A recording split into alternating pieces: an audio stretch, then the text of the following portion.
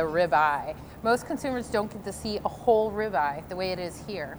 This is what we know as a 107, which is a larger cut of meat, and we're gonna fabricate this down into ribeye steaks. This end of the ribeye here we call the chuck end, and you can see all these different muscles coming together. That's because this is where it blends into the shoulder. Where this end of the ribeye is the loin end, and this is where it's blending into the strip loin. So you can see it's very different. First thing we're going to do, Lori, is move the cap off the rib. It's a natural seam that falls in here, and we'll remove this cap, which will allow us to trim the ribeye bone in down to 1/8 inch trim, Okay. and then French a rib.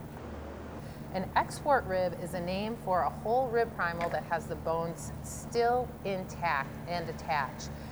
Why, in your opinion, would you buy a piece of ribeye with the bones in? The bone's going to give your meat and steak added flavor. It's a nicer cut.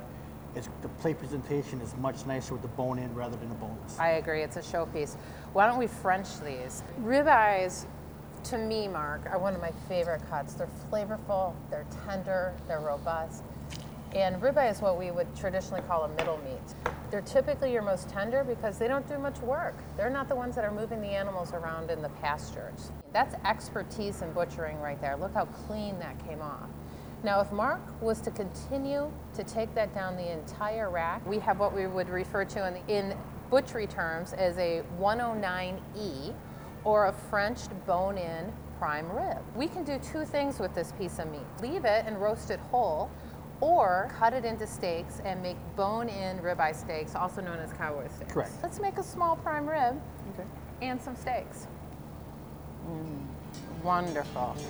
Mark, is the grill going? The grill is fired up. Oh, hot? Very hot. You want to